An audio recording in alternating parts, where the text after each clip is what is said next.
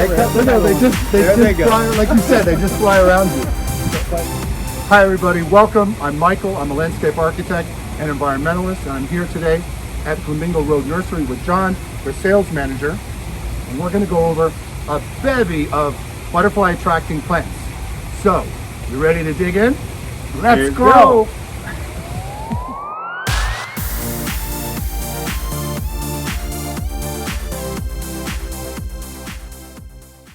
We've got John, who's the sales manager for the team here at Flamingo Road Nursery, and we're going to go look at some of these wonderful butterfly attracting plants, both the nectar plants and the host plants.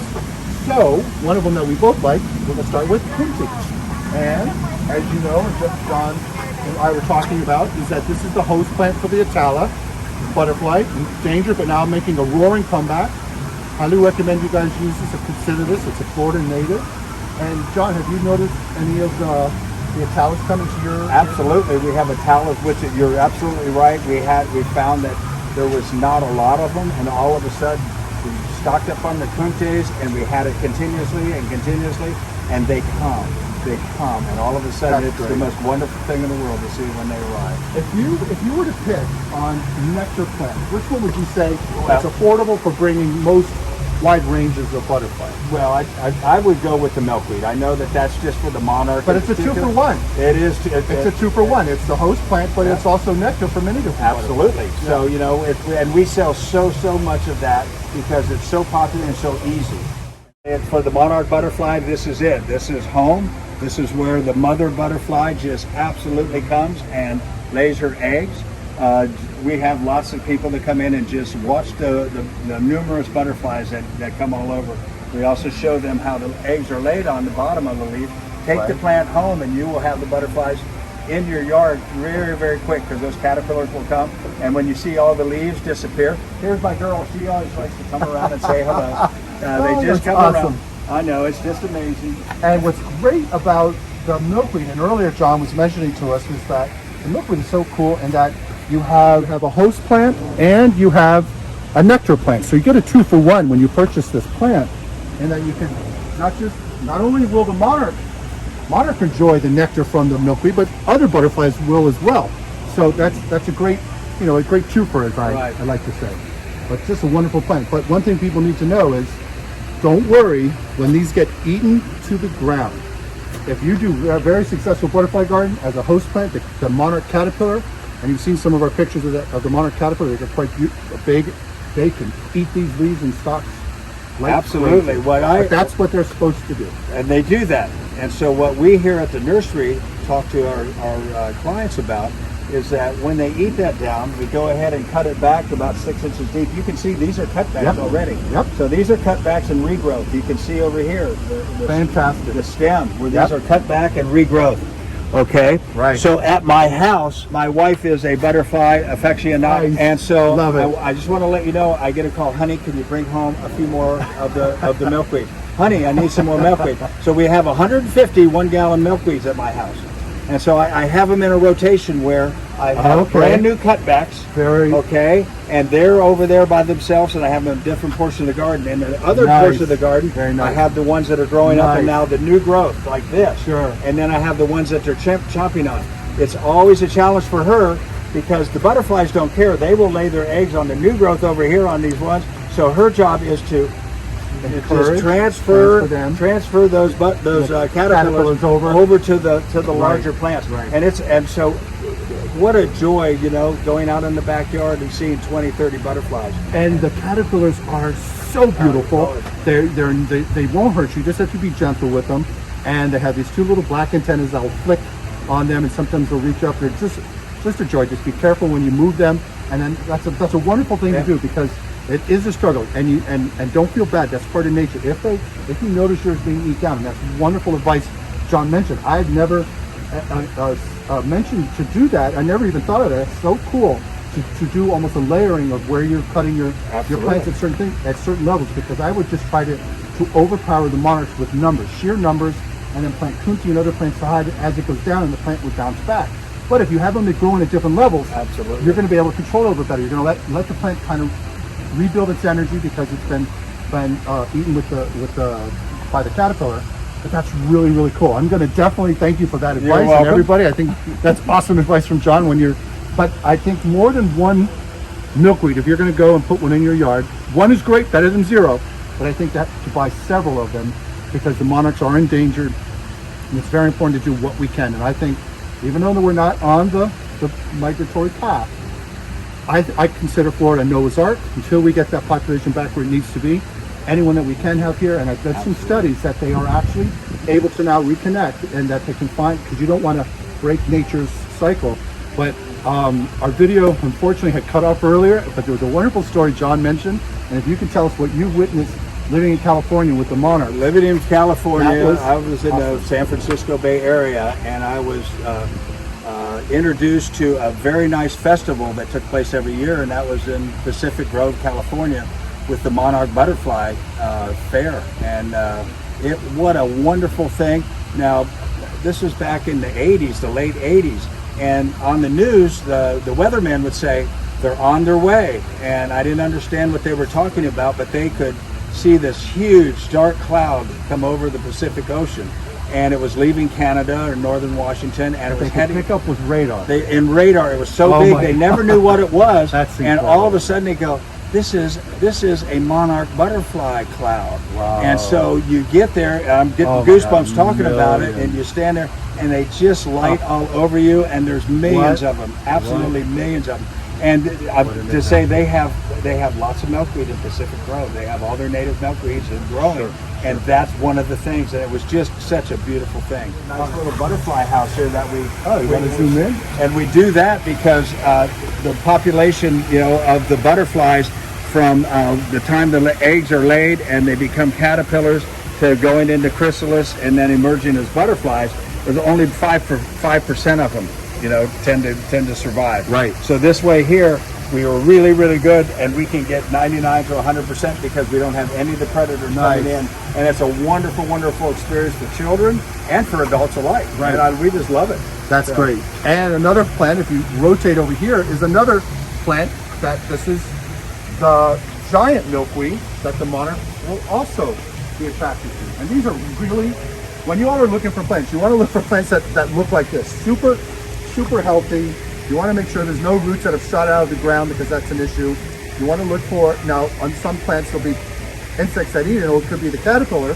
That's totally to be expected of a host plant for a butterfly. And also, it'll tell you that we have not treated our plants with any sort of insecticides. Our growers do not do that, so because we want to make sure that our butterfly population increases on all of our plants. And if you look later behind you at over here, we have a gulf.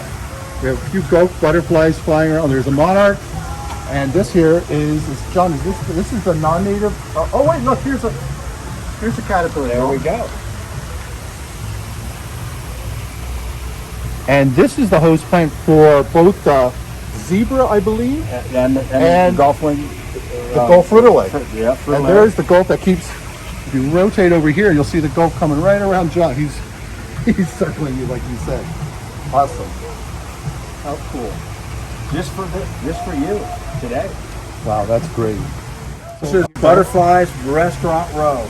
All of the plants with flowers provide the nectar.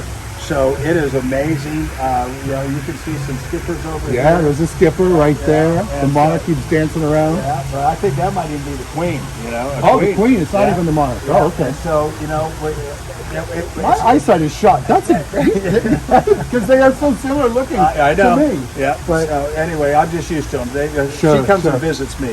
Sure. All right. So now we're at the restaurant section, as you call it. So John, take it away. Tell us a little bit about some of the nectar plants you have for the Located here on our first table is Penta. This is a really beautiful plant.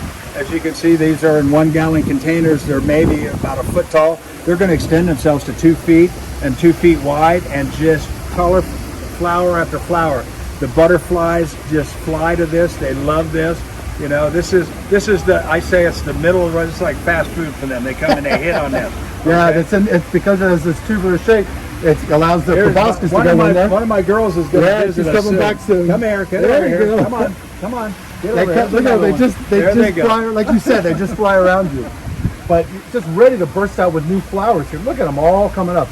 like you were saying, many different colors too. Many different colors. Our next table is filled with angelonias. Again, this is a nice plant because just like the pentas, we can cut these plants in half when the flowers go away and wait 2-3 weeks, and we're going to get flushes of new color coming up. Comes in pink, white, purple. Yeah, look at this white is, here. This white is just outstanding. Beautiful. It is just really nice.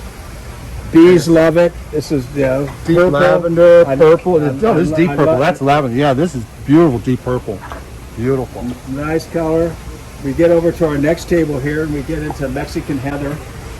This happens to be the white variety, and we also have a purple variety, which is in another section of the. This extends itself to about 2 feet.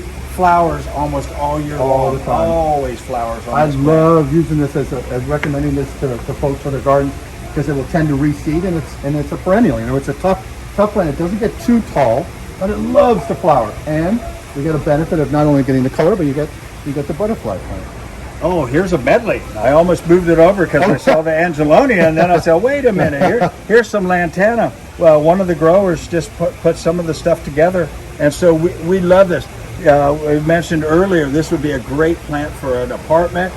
You can put it on there and put it in a container or in the ground if you have a townhome and a little courtyard space, because like you all have done here is you created 3 nectar plants for butterflies. This is great. You know, they're going to go crazy for this. This is a really good idea you guys came up with. Blanket flower, as you can see here, gives off really beautiful flowers. We're entering, you know, they flowered really about a month and a half ago. By coming up the end of September, October, we're going to see these flourish. They do great in the garden because of Halloween and Thanksgiving. Right. Great fall color. Sure. It's really great. Fun plant that we have here is called Gara. It gets about, look at this beautiful thing right here. Look at the dragonfly right here. Get our mosquitoes, right? That's right. I think they eat 1,600 times their weight in every day is what I remember from entomology. Love to have them around any day of the all week. the time here. So here's my girlfriend coming back. And a bee. And a bee. Look at this. So, you know, we take care of a lot of different things in nature when we plant our plants, as you can see. So we have our pollinators, we have our beautiful butterflies. We have somebody that goes ahead and helps with the mosquito population. For sure. So it's really, really good. Guard now is going to get about 2.5–3 feet. Right. All these flowers just extend themselves along this nice long stem here, and it blows in the wind, as you can even see this here. Sure. But boy, the butterflies land on that, they light on that, and then they just blow in the wind and take the nectar. And this has the Porterweed also has similar flowers along the stem, John. You can see them starting to erupt. Look at this, here on the flower and stalk. again, Porterweed, what a beautiful plant. Gets 3 feet tall, 3 feet wide. It's one of our favorites that we suggest to people when they want a butterfly Yeah, it garden. can get quite wide. It's beautiful in shape. It's got a very unique shape for a butterfly attracting plant. In my opinion, love that plant. Yes, there is, and then there also is a red variety of the Porterweed. So then we get into this, and here's our bulbine. I love the foliage on this because it's something different than just our upright flowers. Sure. And so we can use this kind of as an edging plant. You know, and these yellow flowers are just wonderful. Incredible. They are light and just beautiful. Yeah, beautiful. You know, this John looks like what tropical almond. Doesn't tropical almond have a flower? It's in the creamy, Absolutely. creamier color. Tropical almond would be white and different colors. Right? Yes. I remember the creamy white one, and that's very similar in shape to that. Absolutely. Very pretty. Very, very good. But good. this has like that variety or society garlic grass-like feel to a plant, which causes a lot of really beautiful, nice interest if you're looking for some dynamics in your garden. Absolutely. And then we got our next table. I call this the top hat restaurant row. This is the filet mignon for the butterflies in our Lantana plants. Butterflies love these. When I come in the morning and there's no music and there's no people and the butterflies are just waking up, they just hover the Lantana that must be area. a moment. That must be something to see. It's just absolutely beautiful. So what time do you open?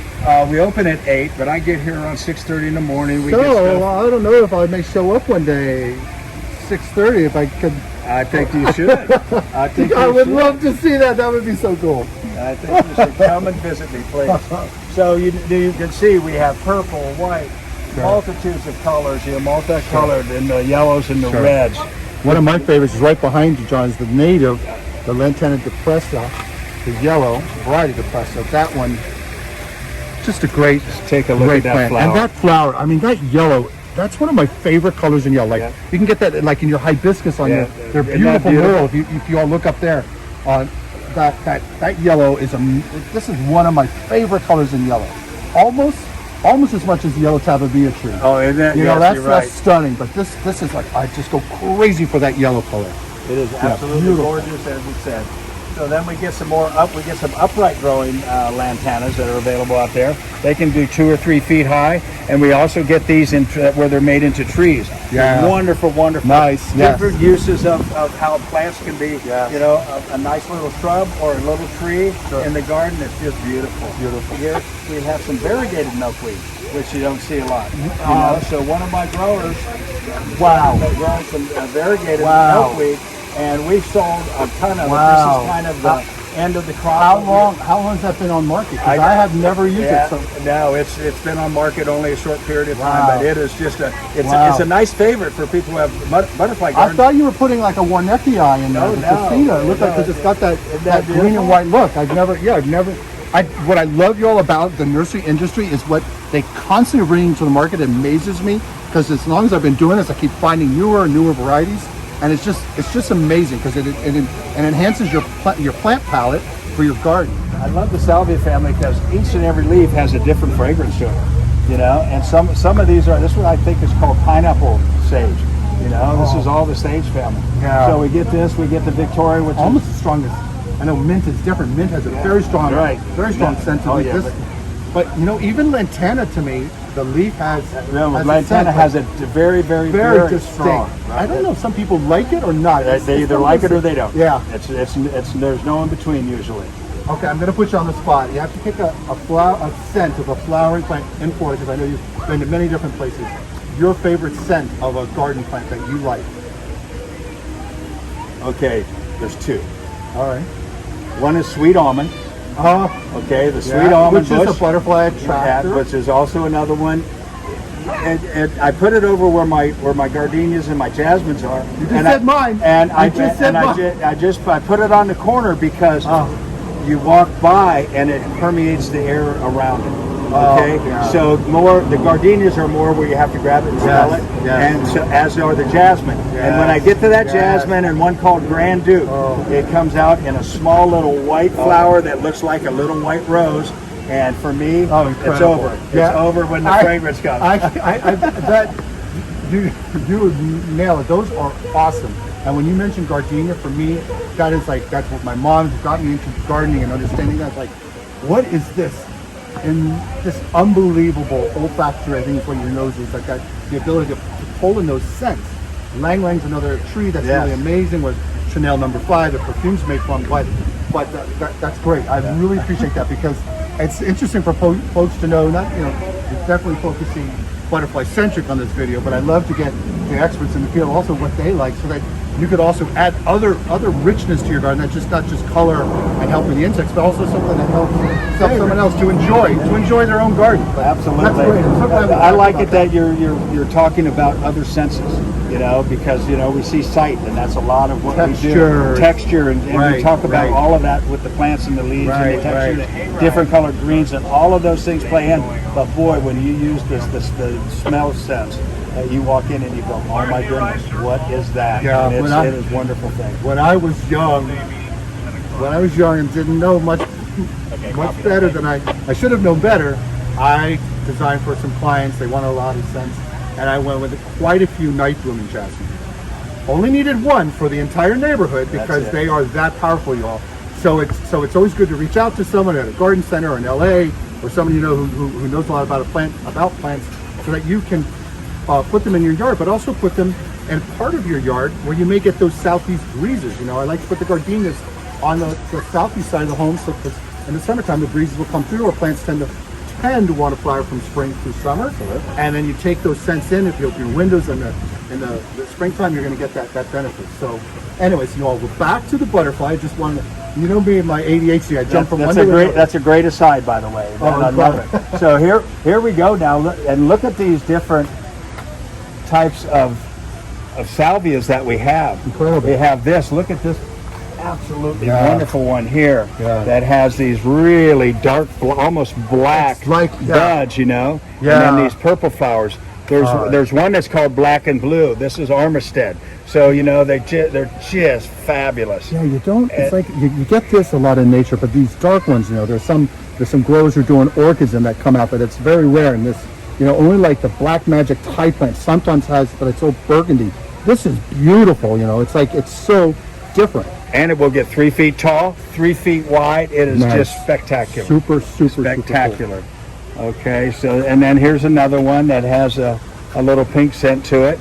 So all of these, because each leaf has a different fragrance to it, Right. attracts totally different butterflies or moths and things like this. So we try to incorporate all of these in our gardens, so we can open it up for the client and say, here you go. So on this one, this is a dwarf. Is that what I'm getting? Is that this is a dwarf variety? This is mystery. So this is more of an annual. Okay? Okay. This is more of an annual type. Okay. As you can tell with the flower, see, for me. Yeah. But it shoots it up and it gives off a nice fragrance. Boy, if you are looking for some showstopper thing, if those, I mean, I tend to like perennials because they keep coming back in annuals. You want to, you know, do as much as you can for a sustainable garden. But if these reseed, I'm not sure. They do.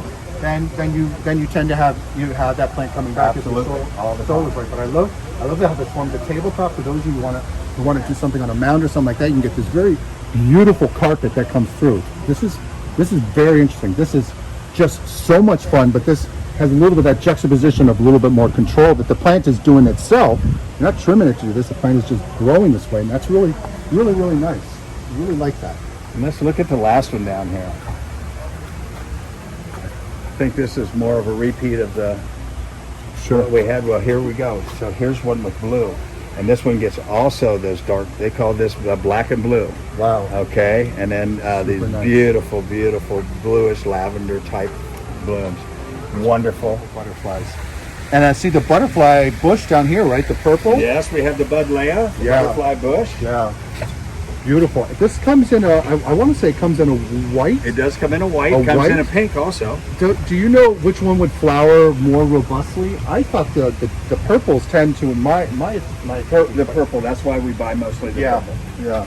But the Especially here. white is so pretty to me, and I get kind of tall, so you have to make sure you put that more in the background, where you can put like your salvias in front and some of your pentas. You want these to be a little bit behind them because they get a little bit taller and bigger, and you don't want to hide them, unless that's the look you want to go for. And I'm all for that too. Have a jungle if you want to have a jungle. You just want to make sure that you can get to the plants if you need to maintain them. You want to make sure you create a little avenue, a little path, so that you can get between the plants. So don't jam your plants too tight together when you're putting them in your garden. I love this tree. It's non-native, but do you like the Jatropha. Absolutely. And so do the butterflies, as you can see. Right. So when somebody wants to do butterfly gardens, we always suggest, a jatropha. It can be a shrub or a tree. I even ask people to use these as the heads. I know, it typically wants to grow to be a small, medium-sized tree like a standard here, but they can grow multi-trunks. And look, here we are attacking the bee. Yeah. It's like doing its job. It's a great top, super xerophytic plant, in my opinion. And super drought tolerant. one of the great things about this plant, we tell people it's the only plant we have in the nursery that flowers 365 days out of the year. Yeah. And so this is it right here. This is. You carry the pink variety sometimes? We try to get it. Our growers are really hard in supplying that to us, but we love that. We love the pink variety. Yeah, that's just amazing. Here you can see getting the nectar. Look at her go. One of my favorite is the pipe vine.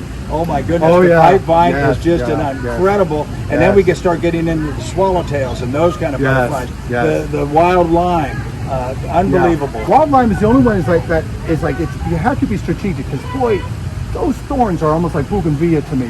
But do they regrow if you trim them off? They do.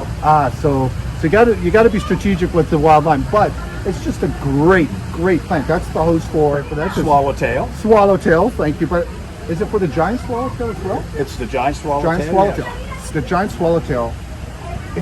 I've seen a few, but not that often. And maybe it's because I don't, plant a lot of it, don't see a lot of them. But boy, I don't know if you've seen a lot. They're enormous. Right. Giant swallowtail. They are really big. Desert butterflies. cassia, another wonderful plant. I highly encourage them. Most of my designs at least to have some pollinator plant of some sort. If you don't want to have a milkweed, or if it's not something for you, there's always another flowering plant that we just went through, and more that we'll put on our channel.